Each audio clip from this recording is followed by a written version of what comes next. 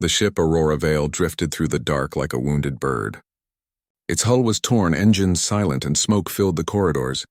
What was supposed to be a simple survey mission had turned into a desperate struggle for life. Captain Mara Vance sat in the command chair, her gloved hands gripping the frozen armrests. Warning lights blinked red across every screen. Ice was already forming inside the ship, spreading from the broken vents. "Status report," she called. From the engineering console, Leon Hale wiped the frost from his visor. "Main power is gone. Emergency reserves are at 9%. We're losing heat fast, Captain." Mara exhaled slowly, her breath turning white in the air. "Can we restart the core?" Leon shook his head. "Not out here." The regulators cracked. The storm hit harder than expected. Outside, through the fractured viewport, the planet below glimmered with endless ice. It was nameless, a frozen world no one had ever charted before. The Aurora Vale had come to collect mineral samples, but the storm had come out of nowhere, tearing them down through the thin, frozen atmosphere. Now they were trapped. Mara stood up, her boots echoing on the metal floor. "All right. Priority is survival. We'll seal off the compartments and keep one area heated. Gather everyone in the central room." There were only 6 survivors. The rest of the crew had perished during descent or been lost to decompression when the ship's hull was breached. Each survivor carried the same expression: shock, cold, and disbelief. They had trained for disaster, but not for this. The temperature inside dropped to -30 within minutes. Frost covered the walls like a living thing. Leon brought a small portable heater to life, its dim orange glow fighting against the blue cold. "This is all we've got," he said. "It'll last a few hours." "Then we'll take shifts," Mara said firmly. "No one stays out here alone." The others nodded, silent and exhausted. They wrapped themselves in blankets made from thermal foil and huddled around the heater. The sound of the storm outside was like a giant breathing against the hull. Leon stayed awake, staring at the flickering flame. He had always believed that machines were easier than people. Machines were predictable. They followed rules. But now, surrounded by dying systems and frightened faces, he realized how fragile everything truly was. Mara crouched beside him. Her face was pale from cold, but her eyes were sharp. "You should rest too," she said. He gave a small smile. "I'll rest after I fix the transmitter." "There's nothing to fix without power." "I can use a power cell from the scanner," he said. "It's not much, but it might send a weak distress pulse." Mara hesitated. "You'll freeze out there." "I'll take the suit." She looked at him for a long moment, then nodded.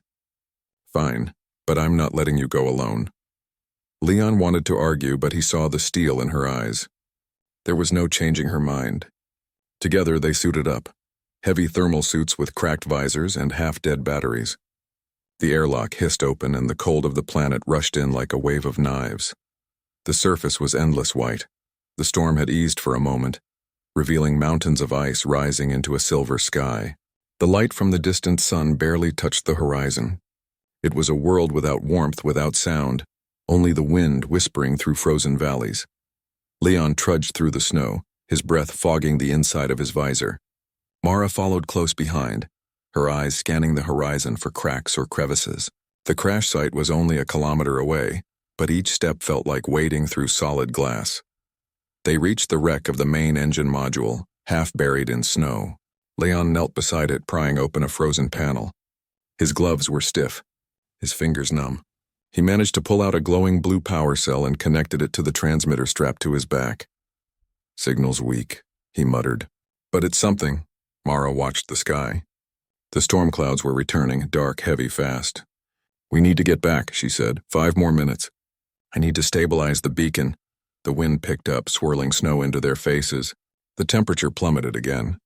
Ice crystals formed on their suits. Mara grabbed Leon's arm. "Now, Hale!" "That's an order." They turned back toward the ship, but the storm swallowed everything. The air became a white wall so thick they couldn't see their own hands.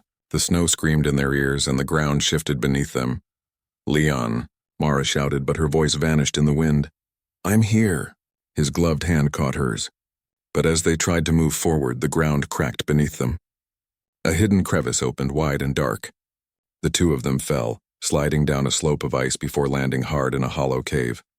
Mara groaned, checking her arm. No break, but pain shot up to her shoulder.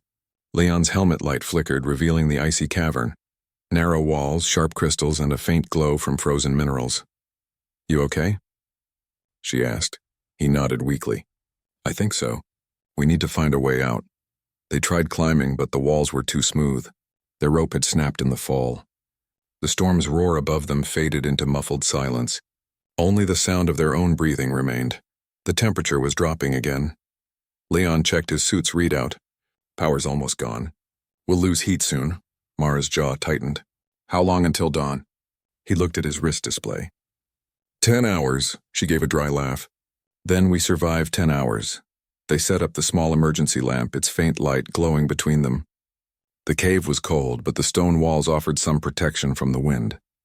They sat side by side, backs to the ice, sharing the small warmth from their failing suits.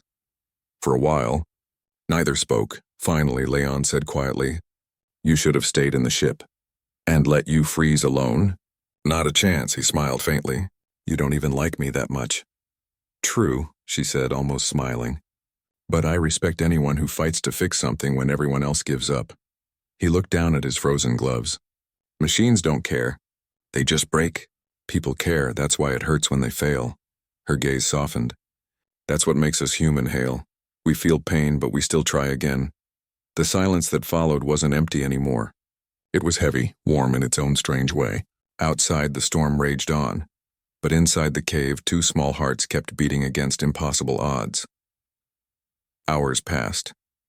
Their heaters died first. Then the lamp. The only light came from the faint blue of the frozen minerals. Leon's breath slowed. Mara's fingers trembled. Frost was forming on their visors. "Stay awake," Mara whispered. "I'm trying. Talk to me."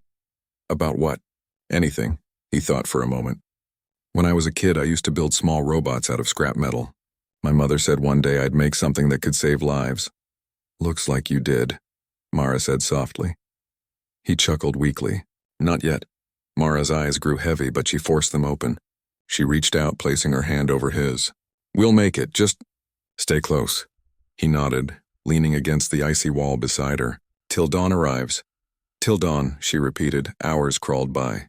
The storm began to fade above the cave. The cold was unbearable, yet both of them stayed conscious, kept alive by the smallest flicker of warmth and willpower. The planet outside remained silent and merciless, but something unseen held them together, the stubborn, unyielding spirit of being human.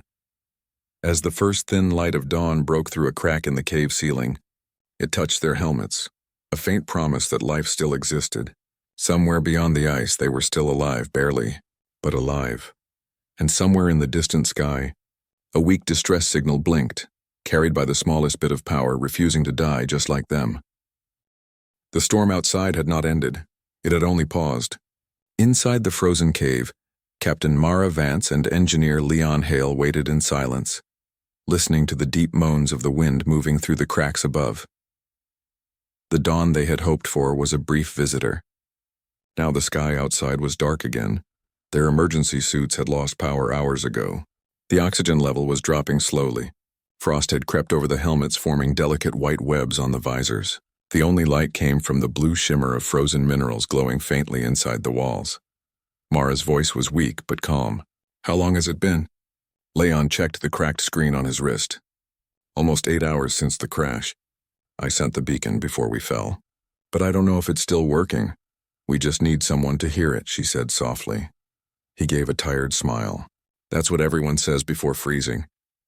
She looked at him, her eyes hard behind the frost. "We are not freezing." "Not yet." He nodded, but his breath came in shallow bursts. The wound on his leg, from when he had caught her during the fall, had begun to stiffen with the cold. Mara tore a strip from her inner suit lining and wrapped it around the injury, trying to keep it warm. "Don't waste your heat," he said. "It's not wasted," she replied. For a while, neither spoke again. The only sound was the slow drip of melting ice somewhere in the dark, like a heartbeat. Hours passed. The light in the cave grew dimmer. The temperature sank even lower. Mara stared at the faint glow of her helmet display, 15% oxygen left. Her mind wandered back to Earth, to her brother, to the last sunrise she'd seen over the Pacific Ocean before leaving on this mission. She remembered telling him, Space is cold, but we bring our own fire. She smiled at the memory. Maybe that fire was all that kept her alive now. Leon's voice interrupted her thoughts. You ever think about why humans do this? Do what? Fly to strange worlds. Risk dying in the dark. We could stay safe at home, but we don't. We always go further. Mara thought for a moment. Because we can't stand still. We were never made to stop moving forward. Leon gave a quiet laugh. That's a nice answer. My reason's smaller. Tell me. I wanted to build something that lasts. Machines don't complain. They don't fear. They just do what they're built for. I thought if I could make something that survives longer than me, maybe that means I mattered. Mara looked at him carefully. You think you haven't mattered? He shrugged. I fix things. Ships, engines, wires. But people forget the engineer's name. They remember the captain's. Her eyes softened. People like you are the reason we live long enough to be remembered at all. Leon looked away, embarrassed. You're just saying that because I built the heater. She smiled faintly. Maybe. But you're wrong, Hale. The world remembers those who keep it running, even if they never ask for thanks. For the first time since the crash, a quiet warmth passed between them. Not from the dead heater or their suits, but from something stronger. The simple human need to connect, to be seen. The storm roared again. The cave walls groaned and cracked under the pressure. A piece of ice fell from the ceiling, smashing into the ground beside them. Mara instinctively reached for Leon and pulled him closer to the wall. The cave's unstable, she said. Then we move deeper, Leon replied. There might be another opening further in. They gathered what little equipment they had, a small beacon, 2 ration packs and the almost dead lamp, and began to crawl through a narrow tunnel at the back of the cave. The path sloped downward into total darkness. Their helmets scraped against the frozen rock. Every breath echoed. After several minutes, they emerged into a larger chamber, tall, smooth, and strangely beautiful. The walls glowed with crystal veins shining faint blue and white. It's like glass, Leon whispered. Look at this place. Mara touched the wall. It was freezing, but faintly humming. Magnetic ice, she said. Maybe it's why the signal couldn't reach orbit. It's blocking transmissions, Leon's eyes widened. If that's true, we need to get out of here before rescue even has a chance. But as they turned to go back, the tunnel behind them collapsed. The ground shook violently. Ice rained from above. Mara threw herself over Leon, protecting his head as the ceiling gave way. When the rumbling stopped, the passage was gone, sealed with thick ice. They were trapped again. Leon coughed weakly, sitting up. Guess the universe doesn't like us leaving. Mara tried to stand, but the pain in her shoulder stopped her. Then we wait for another dawn, she said. Assuming there is another. She turned toward him sharply. Don't say that, he met her eyes. You're a captain. You have to believe we'll make it. But I'm an engineer. I see numbers. Oxygen levels, body temperature, pressure drops. We have maybe 6 hours before... Stop. Her tone was firm, but her voice trembled slightly. We keep talking. We stay awake, we wait. That's the plan. He sighed, then nodded. Yes, Captain. They settled against the wall again, shoulder to shoulder. The cave seemed to listen to them breathe. After a long silence, Leon said quietly, You ever get scared, Captain? All the time, she admitted. But I don't let it decide for me. He smiled faintly. I wish I had your strength. You do, she said simply. You just hide it behind logic.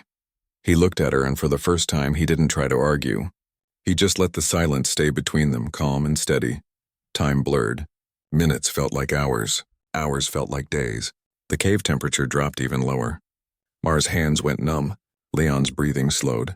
Their visors frosted over completely, leaving only the faint glow of their suit indicators to show they were still alive. Mara's voice grew weak. Tell me about Earth again, she said.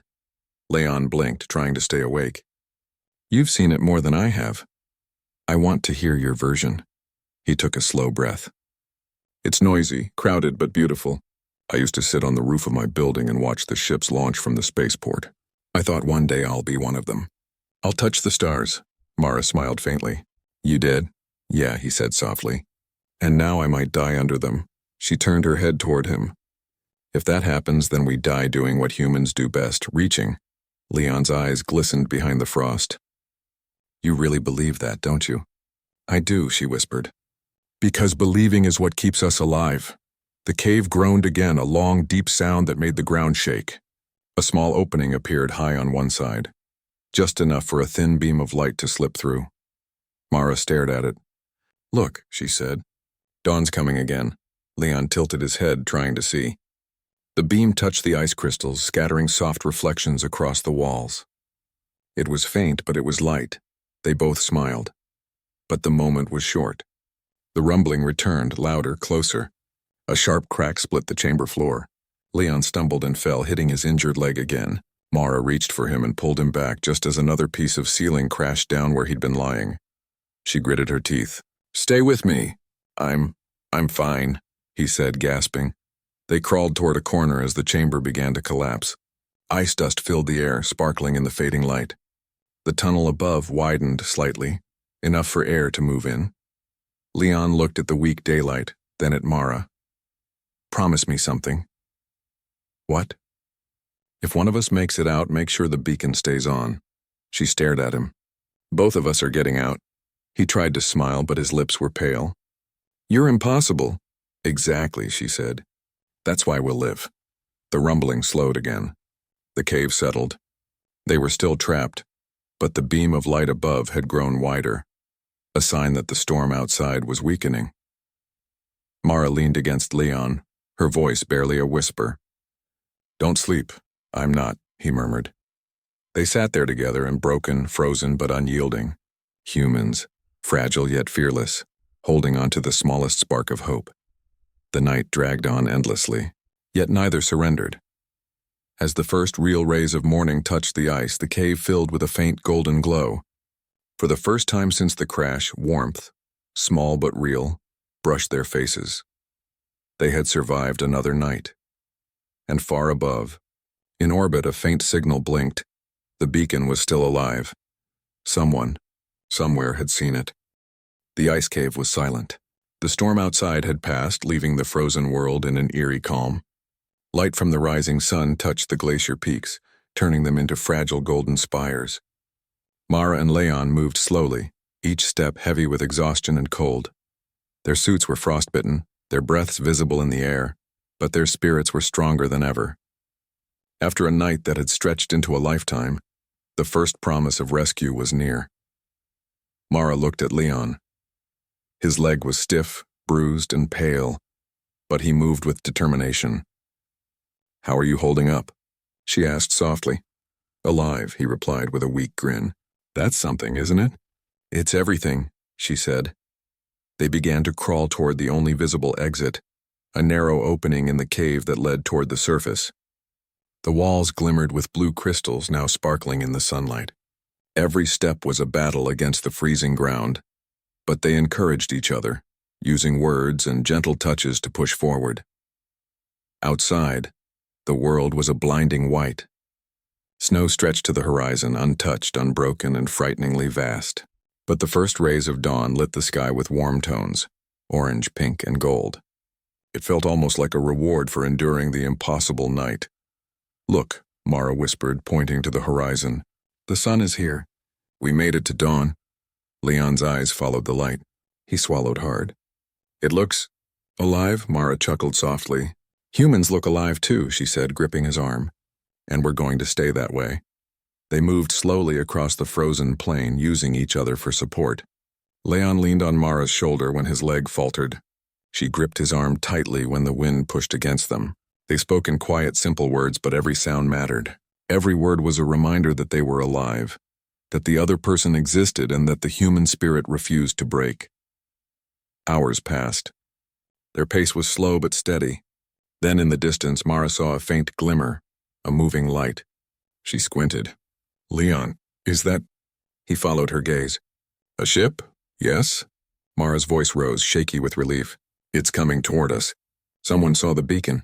They waved their arms, trying to make their figures visible against the white landscape.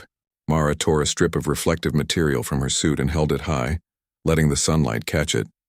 The ship came closer. An unmanned emergency drone from the Aurora Vale, sent after the faint beacon signal. It hovered above them, scanning. A mechanical voice crackled through Mara's suit communicator.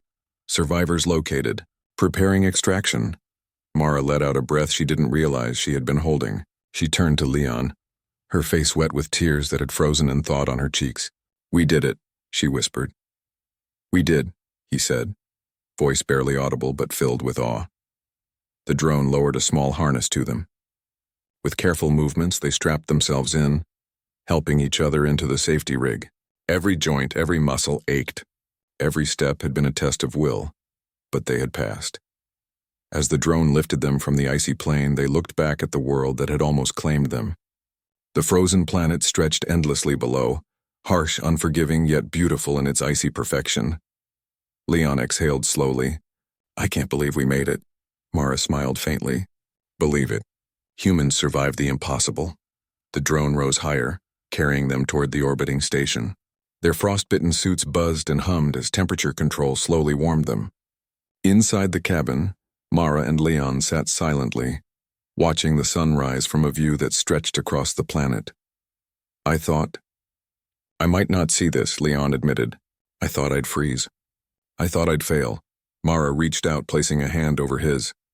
"You didn't fail," she said. "You held on. You survived. That's human strength." He squeezed her hand weakly. "I guess we did it together." "Yes," she agreed. "Humans are at their strongest when they don't give up, even when everything seems lost." The drone docked with the orbiting medical station, and paramedics rushed in to help them out. Mara and Leon were moved carefully, their bodies weak but their hearts unbroken. The doctors murmured in amazement. Surviving a night in such cold, trapped in ice with minimal supplies was nearly impossible. "You're both lucky," one medic said. "Most would not make it." Mara smiled faintly, her eyes still tired but glowing with quiet determination. "Luck had nothing to do with it," she said. "Humans have a stubborn heart. We don't quit." Leon, sitting beside her, nodded. "It's true. Machines fail. Nature is relentless. But humans, we endure." They were placed in heated recovery chambers. Frost melted from their suits and warm blankets replaced the frozen layers. Mara closed her eyes, finally allowing herself a moment of rest. Even as she drifted, her thoughts lingered on the storm, the cave, and the endless night, and on Leon, who had survived alongside her. Not because of technology or skill alone, but because of human determination and connection. When they woke hours later, the station was bathed in sunlight from the planet below. Mara looked at Leon, who was sitting by the window staring out at the ice and sky. "You're alive," she said softly. "So are you," he replied. "I can't believe we actually did it." Mara walked over and placed a hand on his shoulder. "Humans do amazing things when we refuse to give up. Tonight we didn't just survive the cold, and we survived ourselves." Leon turned to look at her, a smile breaking across his face for the first time in days. "And we'll live to tell the story." "Yes," Mara said. "And we will." Weeks later, they were fully recovered. Mara and Leon stood together on the observation deck, watching another sunrise. The memory of the frozen planet was vivid, the blinding white, the endless storm, and the night that seemed to stretch forever. But the human spirit, fragile yet unyielding, had endured. Mara glanced at Leon. "Do you ever think about that night?" "All the time," he said. "I remember being cold, tired, scared. But I also remember not being alone. That's what kept me alive. That's what makes us human," she said. "Connection, hope, persistence, even when the world wants to crush us." Leon nodded. "We faced the impossible, and we survived, together." The sun rose higher, painting the station in golden light. Outside, the universe stretched endlessly, dark, dangerous, and full of challenges. But humanity, Mara knew, had a fire that no storm could extinguish. She looked at Leon, then at the horizon. "No matter what comes next," she whispered, "we'll face it. Humans don't quit," Leon smiled. "And we hold on to each other till dawn arrives." Mara nodded. "Exactly. Till dawn arrives." They stood in silence for a moment, letting the sunlight warm them, letting the memory of the endless night fade into a story of survival, courage, and human resilience.